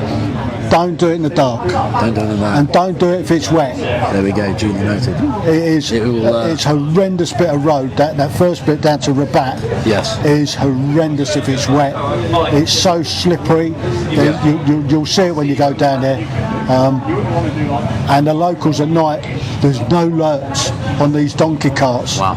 And if you don't do it. Don't do it. Morocco, just ride around in the daylight. Top tip. Love the top tips. Love top tips. Reese. Hey, thank you, Tim. Thank you very much. Thank you, Tim. Brilliant to meet you. So there you go. That's young Reese. Beginning of your show, what's the 2 records that he holds? In a room. Going round the world, the quickest, youngest rider, and doing the quickest to get the most amount of capital cities as the youngest rider. Right. He's lost going round the world the quickest because some other young lads beat him to it. Right. But he still holds the one for the most amount of capital cities. Yeah. So this gig that he's doing in Iceland, do they provide you with the bike and all the gear, or do you take your own bike? I think it's sponsored. Yeah, I think I think you can either take your own bike or it's sponsored. But he's got a website and everything for it, so it's all up there. Just put a search in and you'll see it. There's the girl on a bike, Vanessa Ruck. She's going out tomorrow. I spoke to her. I was hoping she was going to be able to join the live stream, but I had a message from her today. She can't make it. I also was hoping to get the Missenden flyer on. He's on holiday at the moment, and he wasn't sure whether he'd be able to get get an internet connection to be able to pop into the stream. But yeah. Andy, if you're watching, we'll catch up another time. Because I used to live up round where he rags around because he does a lot of bike stuff. He does a lot of bike reviews and stuff like that. And he's lucky because somebody gives him a motorbike to go and play with for a couple of weeks. Yeah. Can I do that? Yeah, me too. I mean, reviewing and all the rest of it, but yeah, it can be arranged. I'll write down a few words. Yeah. When I was at BMW, they have an annual bike rally in Munich. But they start off in Munich and they end up in just over the border in Austria. I can't remember the name. Where's the big ski jump in Austria? Garmisch. Innsbruck. Garmisch. Garmisch. Or Innsbruck. It's Garmisch. And they get 40,000 bikers down there turn up. Mainly, obviously all BMWs. And it's a massive party, camping and music and food and all that kind of stuff. And they do that once a year. I never got a chance to take part in that one. I did the annual bike rally, and Helen and I flew down into Munich with our sort of bike gear, our sort of jackets, trousers, and helmet and boots, and left our suitcases in the bike place. And it was 40 degrees temperature there when we arrived, and we had to put our bike gear on and load all our luggage into the top box and the panniers, and then ride literally about 1.5 miles, 2 miles to our hotel. And when we got to this hotel, which is quite a nice hotel, parked in the car park down below, we took our jackets off, and in the space of about 10 or 15 minutes, we were soaking wet. It's almost like we jumped in a lake and got out again because it was so hot, Yeah. And we sort of turned up at the desk to register, and there's all these sort of well-dressed Germans around, and there's us in our sort of bike gear and helmets, looking like drowned rats, signing in, But we met the next day down at the four-cylinder building in Munich. That's the sort of iconic BMW head office in the car park there. And it's stinking hot again. And we're just waiting for everybody to turn up.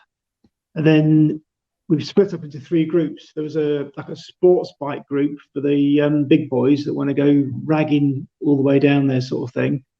A group for sort of intermediates, and then a sort of a slow group for people like me, us, with pillion passengers and that sort of thing, who take it a bit easy. And we're probably about 10 in our group, something like that, including our chief executive, who had just retired a year or so earlier, and he turned up with a Harley Davidson with speakers on it, and he's playing this opera music. So you ride along behind him, and all you can hear is this opera blaring out from his speakers, going through. And the objective was to get down to the Dolomites, you know. And so we headed literally due south, down through southern Bavaria into Austria, and it's that thin strip of Austria, you know, that sort of goes across the bottom of Bavaria, and through there and into Italy and into the mountains, and then stayed in this fantastic sort of ski lodge place, had a meal, and then the next day, I mean, you've gone from that sort of 40 degrees hot sunshine to absolutely bonkers rain, sort of tropical rain coming down, and we were holed up in this cafe watching it, seeing rivers of water going down the street, thinking we've got to go out in that in a minute, you know. We let it die down a bit and went out in that, then carried on with our sort of tour. Luckily we had a tour guide who was taking us everywhere. We just had to follow him up these zigzag mountain paths and across the mountain, down the other side. Absolutely fantastic, you know, probably the best biking I've ever done, that sort of thing. And then back to Munich and dropped the bike off. So we hired the bike, you know, you can rent the bikes out there. Fantastic trip, absolutely brilliant. Sounds like a lot of fun. It was. Anyway, got the last video coming up, the last bit with Carl Fogarty, MBE. Foggy. So this is Foggy. This is the part 2 of Foggy's bit. So I'm just going to ping him up there, and then we'll come back, and then we've only got a short time left of the show. So here's part 2 of Foggy.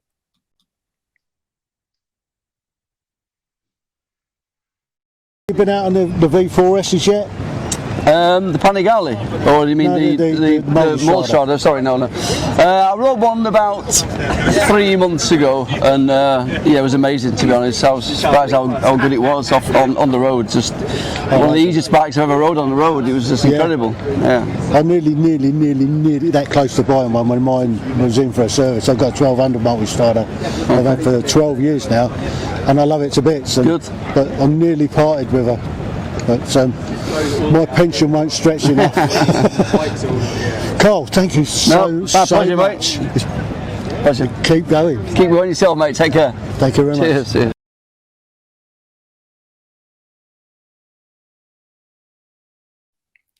So there you go. There's the leg end that is Carl Fogarty. Leg end. Is he still racing, Tim? No, he's just he's a fairly young fella. Fairly young fella. I'll get a load of this. You weren't on this one, Harry, but the zigzag roads going up the Dolomites. This is going way, way back. I think it was 1976 or 77. I can't remember which year, but A company did an exchange with the Alpinis, and we spent a few weeks chasing Alpinis up and down the mountains in the Dolomites.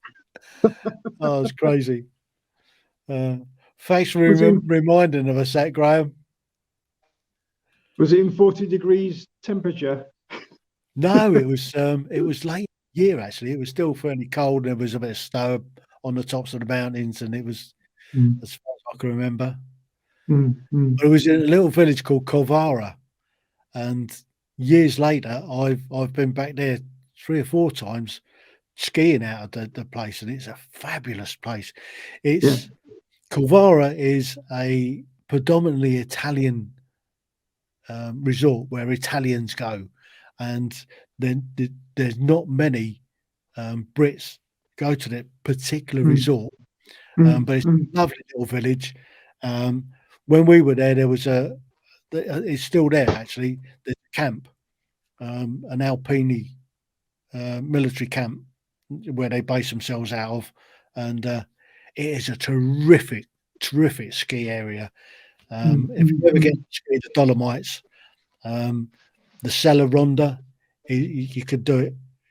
You've got, I think it was 1,250 kilometers of ski area on one lift pass, and you can spend a day going around the Sella Ronda, and there's loads of different routes that you go around this complete mountain, which is awesome.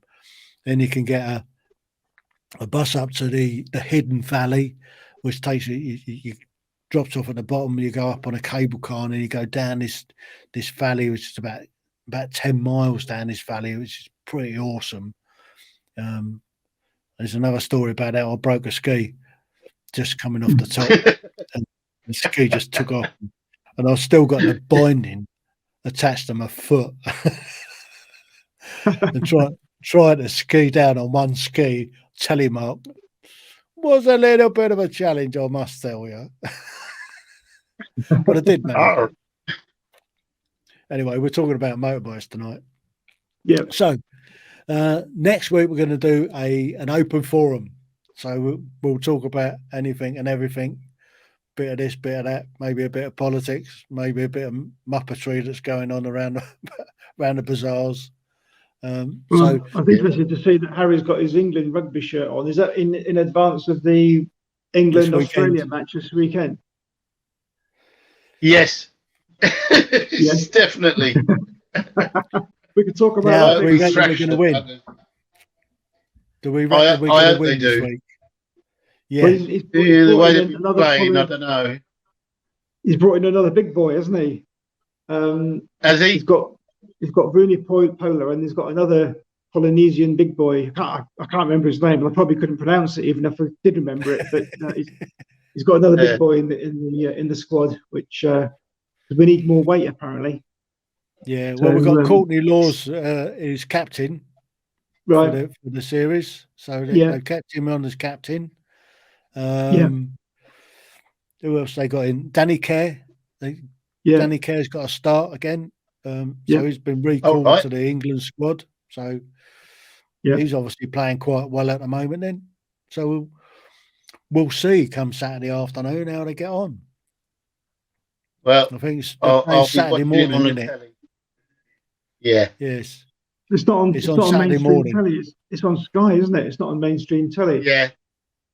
I've got Sky. I haven't got it. Poor people like me can't afford Sky. Yeah, me neither. Mind you, I did Neither say. Can I, but I still got it. So, Gosport and Fareham Rugby Club are showing it. They've got it on from 10 o'clock in 9:30 in the morning with a bacon butty and a pint. Ooh. I've just committed myself to going sailing this weekend. Otherwise, I might be interested in that. I heard it's going to be rather stormy this weekend, so you might have to call it off. Go out after the game. Go out after lunch. Well, we're going into Chichester, and you need to get in there. All right, you've got to go with the tide. You got to go with the tide, really, haven't you, to get in there? Mind you, you might be able to find someone that's showing it in the maybe one of the yacht clubs is showing it. Who knows? Yeah, when you're leaving, Saturday or Friday? Saturday. All right, so morning. You might have missed it by the time you get there, unless you're leaving dead early in the morning. What is it? A 10 o'clock kickoff? It's somewhere about 10, half 10, something like that. Yeah. Because they're like. I think it starts kicking off about sort of 9 o'clock on the telly, all the usual blurb and run up, and then the actual game kicks off about 10. Yeah. Terrific. Might get the highlights somewhere, something like that. Yeah. So you just have to avoid highlights on somewhere. Especially if we win. You have to make sure you don't listen to the radio, so you find out a bit easier. I know, it's always the way, isn't it? Yeah. Bit been avoiding it all day, and then just as you're about to watch it, somebody says, "Oh well, they won." Yeah. It's not worth watching, then, is it? Yeah. Well, we've only got a couple of minutes left of the show, so I suppose I ought to be winding this up. Okay, Tim. Been lovely Thanks chatting again, to Harry, you. for joining in the fun and telling a few stories. Yeah. Thanks for having us. Stuart. All right. You're welcome anytime, you know that. So yeah. Next week we'll go back to an open forum before we start looking at maybe another special in a couple of weeks' time. Yeah. Right. Cool. So I'm just going to drop you guys down out of the way and I'll finish up the whatevers. If I can remember what to say. Cheers, Harry. Cheers. Cheers, Stuart. Well, here we are, back end of another Thirsty Thursday live stream. I hope you enjoyed this special. It's been quite a bit of fun. The weekend was certainly a lot of fun at the Adventure Bike Riders Festival up in Ragley Hall in Warwickshire that I really enjoyed. Hope you like the little snippets of interviews that I did with some celebrities, and I hope you're going to join us again next week. Next week we'll have an open forum. In the meantime, if you like what I do, share it with some friends. Subscribe to the channel. That'd be nice if you can just click the old subscribe button. It doesn't cost nothing. It's free to subscribe, and it just helps the channel grow. You can always click the like button, and you can always put a comment in. So next week, if you want us to talk about anything in particular, get on, click the like button, put a comment in the chat box. We'll answer the questions. If we don't know the answer, we'll go away and we'll try and find the answer. And if we can't do that, we'll make it up as we go along. But for now, it's been brilliant. I've had a really good time. So the Tim Heale Thirsty Thursday live stream from 7 until 9 weekly. Here's your host, Tim Heale.